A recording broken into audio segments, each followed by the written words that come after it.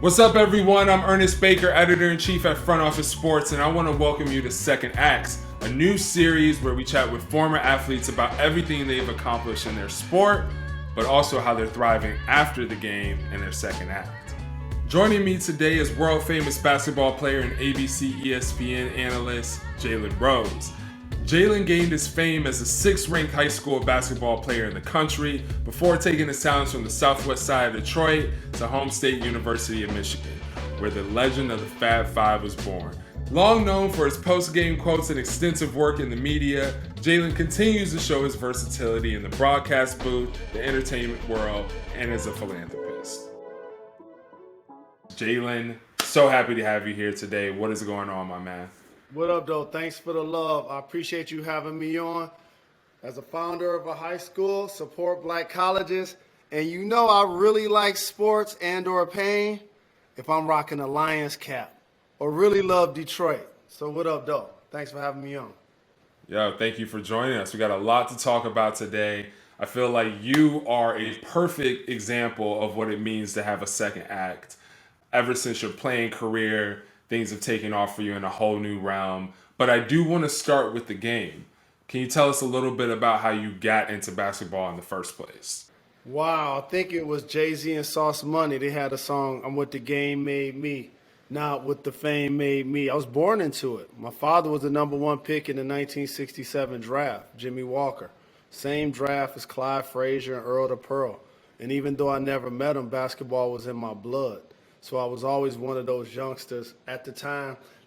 This is pre-technology, ladies and gentlemen. Hey, boys and girls, this is pre-internet. This is pre-Google. I'm one of the human beings that actually played basketball when I nailed a milk crate to a telephone pole. You want to check your endurance? Try to cut a hole in the bottom of a milk crate. I'm telling you, it'll take a long time. Watching cartoons or whatever, I'm dedicated. I'm doing push-ups during the commercials. Like, I feel like I'm going to the league. And at some point, I looked at my mother and I was like, I'm going to the NBA. And she was like, I believe you, baby.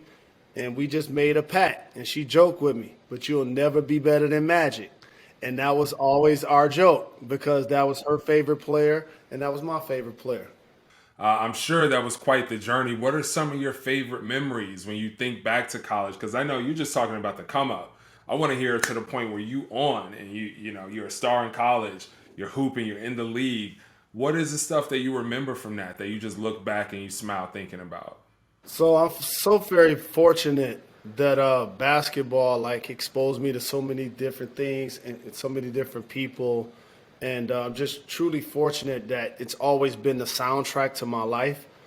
In high school is where really I got a chance to nurture who I am before the Fab Five. Like, people understand that I was a member of the Fab Five, but I went to Detroit Southwestern, and before me it was Antoine Jobert and Anderson Hunt, who was the Final Four MVP when he played for UNLV. So I idolized them. But being a national champion in high school and playing with those guys, and then going to be the 5th member of the Fab Five and doing all of the things we were able to do, our black shoes, our black socks, our bald heads, putting on for the culture and winning some games, throwing some lobs, having fun doing it. That sounds like a good time. When you get to the league, what are the memories that come with that? Because now, you probably got your first big check, you're getting to travel. What do you think when you think to the 90s, early 2000s, that time? What are the memories that come with that era? Playing ball and getting drafted by the Nuggets and breaking their rookie assist record that I still hold to this day, and playing in the rookie game, and then learning about the business and getting traded and getting to Indiana and getting 15 DNPs with Larry Brown, and then being coached by Larry Bird, and as you mentioned, making it to 3 straight Eastern Conference finals and playing in the finals and playing against some of the greats like MJ. It was an amazing journey. Like any player, you wish you would have went undefeated, made more money, and won more championships. And I feel no different. But for me to be able to play 13 years and put in some of the work that I was able to put in, I'm really proud of what I was able to accomplish.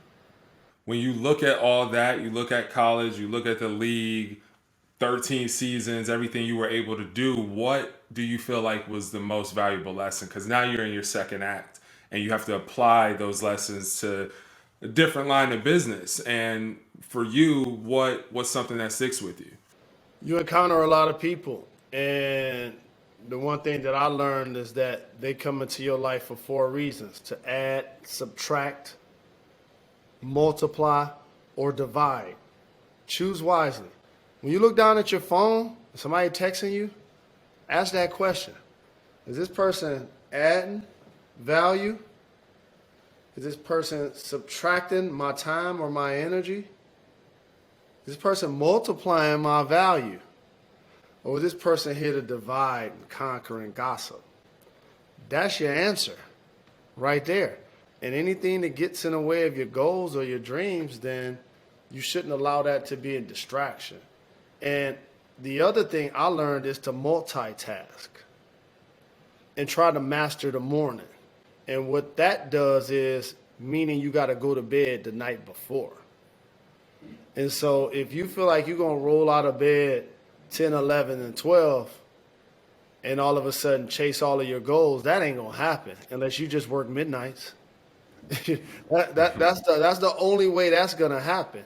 And never settle. That's one of the things I always did. Like, while I was playing in the league, I was working in the media. I'm not going to act like I was the first. I remember doing Best Damn Sports Show with my brother John Sally. While I was still in the league, I pitched BET Mad Sports the idea to cover the finals for them when it was the New Jersey Nets and the Lakers. So, like, being passionate about what you do, investing in yourself, because this is what I went to college for. It was my major in college, radio, TV, film. Did you always know that at some point I'm gonna have to figure out what I'm doing after sports, what I'm doing after basketball, and you knew your second act was gonna be media? Here's what I knew: failure wasn't an option. And I was going to throw so many things at the dartboard that I was going to make sure something stick. And that's got to be the mentality. It can't be like, this is what I want to do for a living. I want to be in the NBA, and then I'm not trying to do other stuff.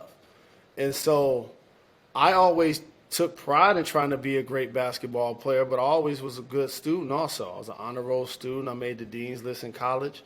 And so doing this multimedia thing, when you grow up poor, you ain't got nothing to do but dream.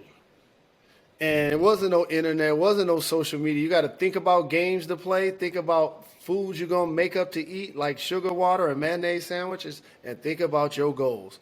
And I remember being a youngster playing Madden, playing NBA Live, playing NBA Jam, having a room full of homies. Whoever lose, you got to commentate the next game. You can't be falling asleep. You can't be, you got to commentate the next game. And while I wanted to keep the room engaged, that was for me too. And so as I started to gravitate into this space, I was working for multiple networks while I was in the league. BET, Best Damn Sports Show, MTV Movie Awards. I worked for NFL Network, Top Ranked Boxing, TNT. I was doing studio and sideline.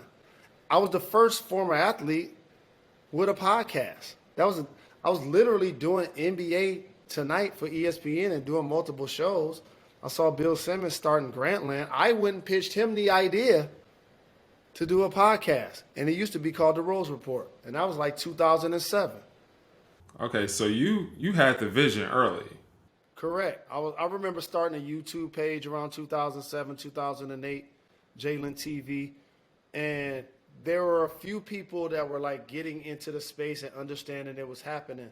And so while I was playing in the league and then working in the media, and then I retired and worked full-time at ESPN, I started a production company, 3-Tier Entertainment. I produced a couple of vignettes for Jeep. I also executive produced a comedic series loosely based on my life called Jalen versus Everybody that had everybody in it. I just joked the other day that Larry Bird was waving. He didn't make it to the top 75. But when I called him to be in Jalen versus Everybody, legend came through. But in all honesty, just falling in love with the craft and having so many people believe in me, hire me, give me opportunities, so many great coworkers, so many great other analysts and hosts and people to tee me up and show love to me. So I just really appreciate the journey. And this will be my 20th consecutive year covering the NBA Finals on TV, not in print, not on radio, on TV. And I survived battles like taking down somebody when I talked about how much they averaged in high school. Like, that's me. That's who. If Raina's thinking about retirement, she'll get some help from Fidelity to envision what's possible and balance risk and reward. And with a clear plan, Raina can enjoy wherever she's headed next. That's the planning effect from Fidelity. Second acts for you is kind of like second nature. You've been hustling your whole life. You know what this is about. But then I have to ask, what has surprised you? Because you sound like you've been prepped for this. You sound like you know what it's like to have 10 different hustles. But what's the one thing that surprised you about this life after basketball? Continuing to break barriers is something that was important to me. Being the founder of a charter high school that's tuition free and open enrollment, that's a 9 through 16 model that's been going for a decade, is something that was surprising to me. And I didn't see that happening in my past. When I look back at the kid at Michigan with the bad skin, the bad teeth, and the bald head, I didn't think he'd be a founder of a school. So that was something that surprised me. We've talked a lot about your career, media, playing on the court. I know philanthropy is really a big part of your mission too.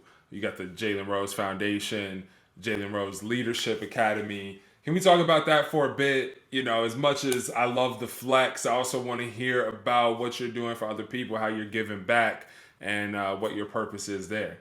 For me, like giving back to my community and trying to do what I can to help influence others in a positive way has always been a part of my motivation, always been a part of my journey. And so being a founder of the Jalen Rose Leadership Academy in 2011, and the special thing about our school is we're not just servicing young people while they're in high school. We also service them when they graduate. And that's why we call it a 9 through 16 model. That's secondary education. Community college, college or university, trade school, military, whatever they decide to get into, we're still there to support them. So right now, we service 1,000 young people. And just to see them chase their goals, pursue their dreams, come in and try to figure out their lives and put themselves in position to learn a trade, play a sport, take care of their academics, also have an internship, a college experience, like just trying to create and help hone like well-rounded young people. When you look at the pictures of when I founded JRLA, ain't no sponsors behind me.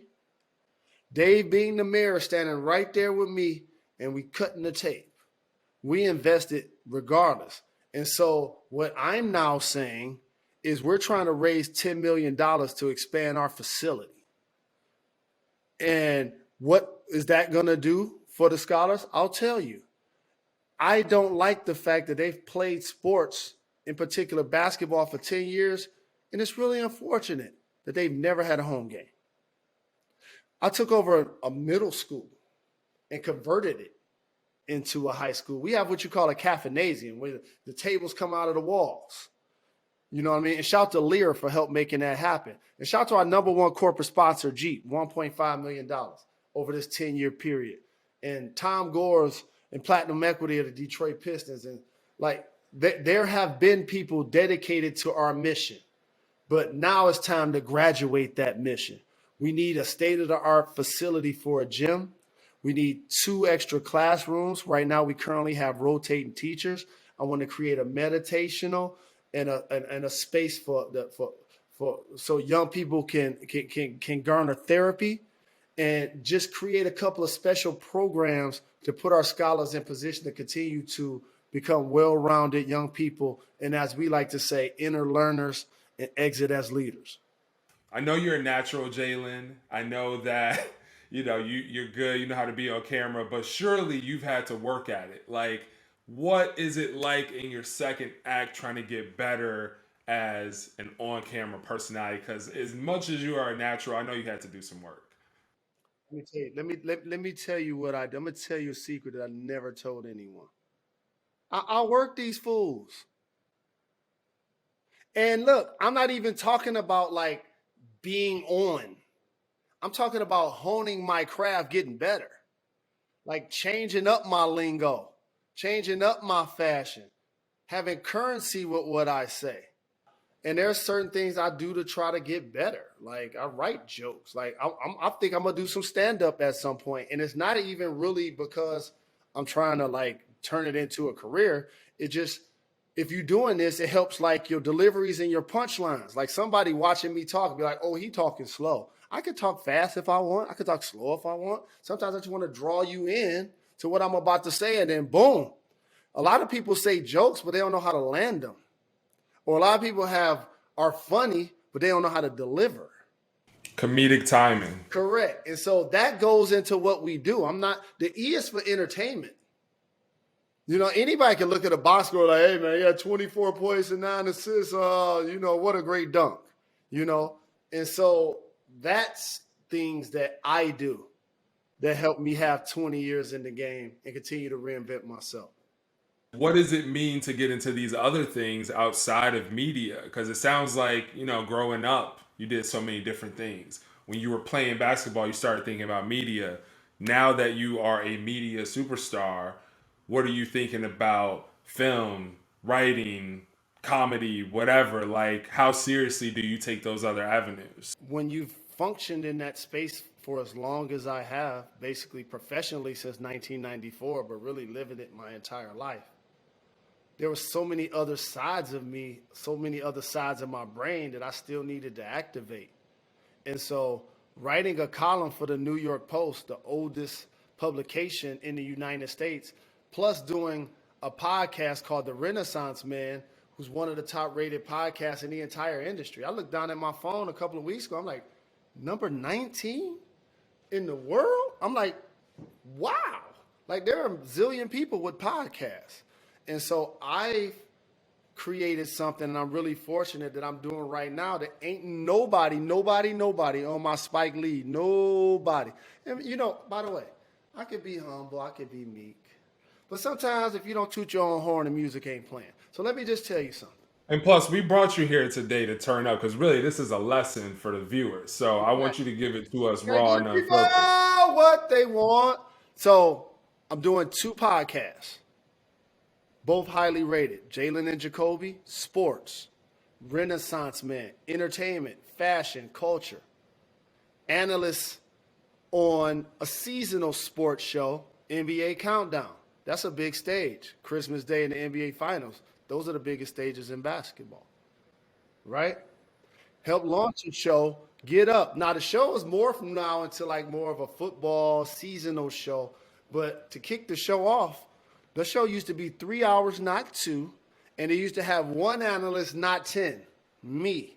So what I remember, I was talking about Blonton, I was talking about Urban Meyer, I was talking about whatever was current, Colin Kaepernick, okay? So that's the sports side. And then I mentioned to you, writing a column and doing the Renaissance Man. Wolfgang Puck, Gayle King, Killer Mike, Big Sean, 50 Cent. Have like your favorite Gabrielle Union, your favorite industry tastemakers been on that show. So let me know, wake me up when somebody writing a column doing 2 podcasts while juggling 3 TV shows. I don't know who made this song, but it was like at the same damn time. That's Future, by the way. Oh yeah, that's my guy Hendrix. What up, though? Man, you answer everything with, all that energy we were looking for. I really appreciate you coming in here, sharing your truth. You got such an inspiring story, Jalen. It's really great. It's really great to hear. I think you're setting a great precedent for what athletes should be in their second act. And it's been really great to have you. I thank you. Front Office Sports thanks you. It's been amazing. Appreciate the love.